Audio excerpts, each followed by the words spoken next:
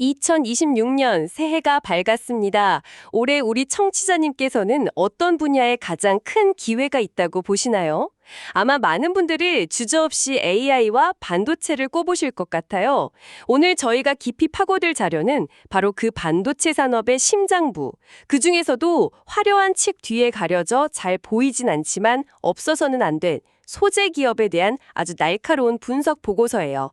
ENF 테크놀로지라는 회사에 대한 자료입니다. 이번 분석의 미션은 명확해요. 이 보고서는 ENF 테크놀로지가 2026년에 과연 퀀텀 점프를 할 수 있을 것인가? 이 질문에 대한 답을 찾고 있거든요. 단순한 화학제품 공급사를 넘어 AI 반도체 시대의 핵심 플레이어로 거듭날 수 있을지 저희와 함께 그 가능성을 샅샅이 살펴보시죠. 네, 이 자료가 아주 흥미로운 지점은 단순히 이 회사는 이만큼 돈을 잘 법니다 하고 실적을 나열하는 데서 그치지 않는다는 점이에요. 2025년에 안정적인 실적을 디딤돌 삼아서 2026년에 이 회사의 체질 자체를 근본적으로 바꿔버릴 세 가지 거대한 구조적 변화에 주목하고 있거든요. 오늘 청취자님께서 집중해서 보셔야 할 부분은 바로 그 변화의 본질이 무엇인지, 그리고 그 변화가 얼마나 현실성 있는 이야기인지일 겁니다. 좋습니다. 그럼 먼저 ENF 테크놀로지라는 회사가 구체적으로 어떤 일을 하는 곳인지부터 짚고 넘어가야 할 것 같아요.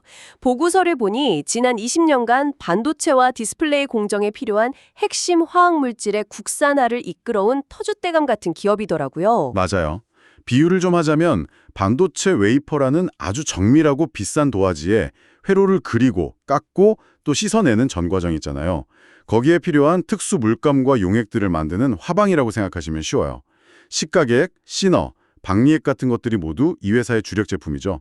반도체 8대 공정 구석구석에 이 회사의 피가 흐르고 있는 셈입니다. 그중에서도 보고서가 아주 인상적으로 평가하는 부분이 리사이클링 시스템이던데요. 고객사가 쓰고 난 폐 화학물질을 그냥 버리는 게 아니라 다시 가져와서 새 것처럼 정제해서 공급한다는 거잖아요. 이건 단순히 비용을 아끼고 환경을 보호하는 차원을 넘어서는 의미가 있을 것 같은데요. 정확합니다. 그게 바로 이 회사의 아주 강력한 해자, 영어로는 모트라고 하죠. 그러니까 경쟁사들이 넘어오지 못하게 하는 기판 성벽 역할을 한다고 자료는 분석하고 있어요. 한번 이 시스템을 도입한 고객사는 다른 회사로 바꾸기가 굉장히 어려워져요. 폐기물 처리 문제까지 한 번에 해결해 주니까요. 이런 강력한 고객 락인 효과가 안정적인 매출의 기반이 되는 거죠. 그러니까 단순히 물건만 잘 만들어서 파는 게 아니라 원료 수급부터 사용 후 처리까지 이어지는 하나의 생태계를 고객사와 함께 구축하고 있는 거군요. 바로 그겁니다. 그리고 그 생태계를 더 단단하게 만드는 게 바로 지배구조예요. 보고서를 보면 모기업이 한국알코올 산업인데 여기서 신어의 기초 원료를 아주 안정적으로 공급받아요. 또 펜테크놀로지라는 합작사를 통해 식가계의 핵심 원료인 고순도 불산 제조 기술까지 확보했고요. 그게 왜 그렇게 중요한가요? 이게 왜 중요하냐면 2019년에 일본이 수출 규제를 했을 때처럼 예상치 못한 공급망 위기가 닥쳤을 때 말이죠. 다른 기업들의 원료를 구하느라 발을 동동 구를 때 이 회사는 상대적으로 안정적일 수 있었다는 거죠. 원가 경쟁력과 공급망 안정성, 두 마리 토끼를 다 잡은 구조라고 자료는 평가해요. 그렇군요. 기존의 해자를 더 깊게 파는 동시에 사업 영역 자체도 넓히고 있더라고요. 프로세스 케미칼 외에 화인 케미칼이나 자회사를 통한 CMP 슬러리 사업도 눈에 띄어요. 네, 그게 바로 이 회사가 현재에 안주하지 않고 더 높은 부가가치를 향해 나아가고 있다는 증거예요. 특히 CMP 슬러리는 반도체 웨이퍼 표면을 원자 단위로 평탄하게 연마하는 아주 중요한 소재인데 회로가 점점 미세해질수록 이 평탄화 작업의 중요성은 기하급수적으로 커지고 있거든요. 미래 기술에 미리 투자를 하고 있다는 신호군요. 그렇죠. 미래 반도체 기술의 핵심으로 꼽히는 고부가가치 시장에 미리 진출해서 자리를 잡고 있다는 신호로 읽을 수 있습니다. 자, 그럼 지금까지의 이야기를 정리해보면 ENF 테크놀로지는 이미 꽤 탄탄한 기반과 해자를 갖춘 안정적인 회사라는 생각이 드는데요. 그런데 보고서는 왜 유독 2026년을 퀀텀 점프의 해로 지목하는 걸까요? 여기서부터가 정말 궁금해지네요. 보고서가 지목한 세 가지 거대한 변화, 그 첫 번째가 뭔가요? 첫 번째 동력은 바로 원재료 내재화, 즉 수직 계열화의 완성입니다. 앞서 말씀드린 식가객의 핵심 원료 무수불산, AHF라고 하는데요. 이걸 지금까지는 대부분 중국에서 수입해왔어요. 그러다 보니 국제 원자재 가격이나 환율에 따라 수익성이 널뛰기를 하는 고질적인 약점이 있었죠. 그렇죠. 아무리 물건을 잘 만들어도 원재료 가격이 올라버리면 남는 게 별로 없을 테니까요. 맞아요. 그런데 보고서에 따르면 550억 원을 투자한 자체 정제 공장이 드디어 2026년 1분기부터 본격적으로 가동된다는 겁니다.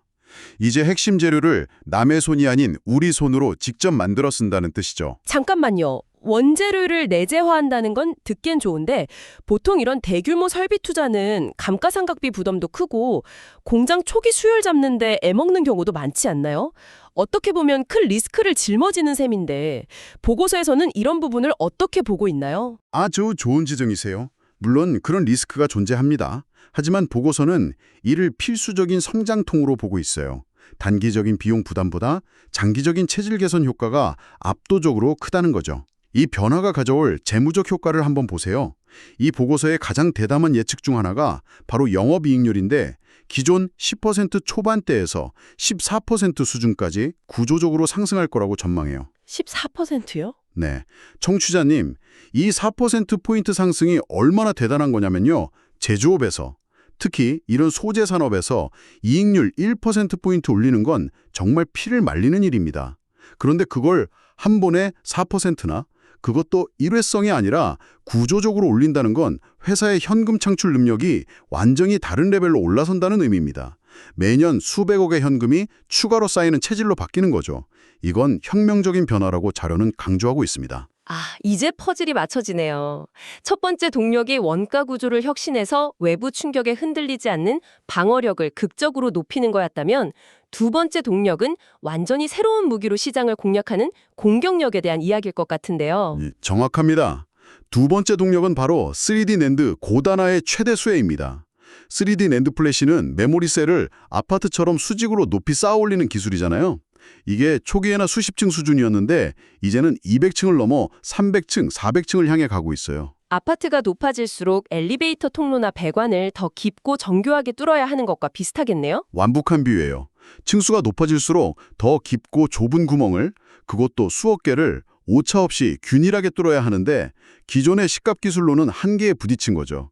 바로 그 지점에서 E&F 테크놀로지가 개발한 고선택비 인산계 식가액, 줄여서 HSN이라고 하는데 이게 해결사로 등판한다는 게 보고서의 분석입니다. 고성택비라는 말이 조금 어려운데요. 구체적으로 어떤 의미인가요? 여기서 고선택비라는 말이 핵심인데요. 300층짜리 아파트에서 150층의 특정 벽만 허물어야 하는데 바로 위아래 층의 벽은 머리카락 한 올도 건드리면 안 되는 상황을 상상해 보세요. 이 식가액은 마치 그런 마법의 용액처럼 우리가 제거하려는 물질만 정확하게 선택해서 녹여내고 보호해야 할 물질은 그대로 남겨두는 능력이 탁월하다는 뜻입니다. 층이 높아질수록 이 선택과 보호의 능력이 반도체 수율을 좌우하는 핵심 기술이 되는 거죠. 와, 이건 정말 게임 체인저가 될 수 있겠는데요. 그런데 이 시장에는 솔브레인이라는 막강한 경쟁사가 이미 버티고 있잖아요. 보고서에서는 이 경쟁 구도를 어떻게 분석하고 있나요? 솔브레인이 이 시장을 가만히 내버려 둘 것 같진 않은데요. 물론입니다. 보고서도 그 점을 명확히 인지하고 있어요. 하지만 300단 이상의 초고단화 공정에서는 E&F의 HSN 기술이 경쟁 우위를 가질 수 있다고 보고 있습니다. 그래서 2026년 3분기부터 본격적인 매출이 발생하기 시작하면 시장 점유율을 40%까지 빠르게 끌어올려 기존 강자인 솔브레인의 아성을 위협할 것이라는 아주 대담한 예측을 내놓고 있어요. 40%나요? 네, 이건 단순히 매출이 몇백억 늘어나는 차원의 이야기가 아니에요. 회사의 주력 제품 포트폴리오가 저마진 범용 제품에서 고마진 첨단 기술 제품으로 이동하는 질적인 전환을 의미합니다. 알겠습니다. 내부적으로는 원가 구조를 혁신하고 외부적으로는 첨단 기술로 새로운 시장을 뚫고 이제 마지막 세 번째 동력은 아마도 영토 확장에 대한 이야기겠군요. 맞습니다. 세 번째 동력은 글로벌 시장의 심장부로 들어가는 것, 바로 삼성전자 테일러팹과 미국 법인의 성장입니다. 잘 아시다시피 삼성전자가 미국 텍사스 테일러시에 어마어마한 규모의 반도체 공장을 짓고 있잖아요. E&F 테크놀로지는 이미 그 공장 바로 근처에 4,500만 달러를 투자해서 생산기지를 완공해놨어요. 가장 중요한 고객사 바로 옆에 미리 깃발을 꽂은 거죠. 선제적인 투자네요. 그런데 제가 알기론 삼성전자 테일러팹 가동이 원래 계획보다 조금 늦춰진 걸로 아는데요. 그렇다면 먼저 지어놓은 E&F의 공장은 그냥 놀고 있었던 건 아닌가요? 이게 오히려 비용 부담이 될 수도 있었을 것 같은데요. 예리한 질문이에요. 실제로 시장에서는 그런 우려가 있었어요. 하지만 이 보고서는 그 시간조차 회사에게는 기회였다고 역설적으로 분석합니다. 오히려 공장 인프라를 최적화하고 현지 인력을 교육하고 생산 수요를 안정화시킬 귀중한 시간을 벌었다는 거죠. 그리고 마침내 2026년에 테일러 팹이 4나노, 2나노 같은 최첨단 공정을 본격적으로 가동하게 되면 ENF는 가장 준비된 파트너로서 현지에서 화학물질을 즉각 공급할 수 있게 됩니다. 그렇게 되면 만성 적자 상태였던 미국 법인의 실적도 완전히 달라지겠네요. 그렇죠. 보고서는 미국 법인이 2026년을 기점으로 드디어 흑자 전환에 성공하고 달러 매출이 본격화되면서 회사 전체의 성장을 견인하는 새로운 엔진이 될 것으로 기대하고 있어요.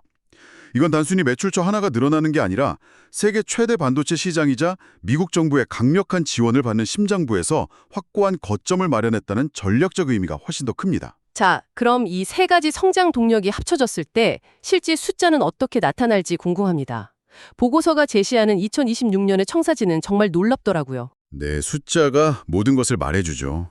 보고서는 2026년 매출액을 약 7,370억 원, 그리고 영업이익은 무려 1,014억 원으로 예측하고 있어요.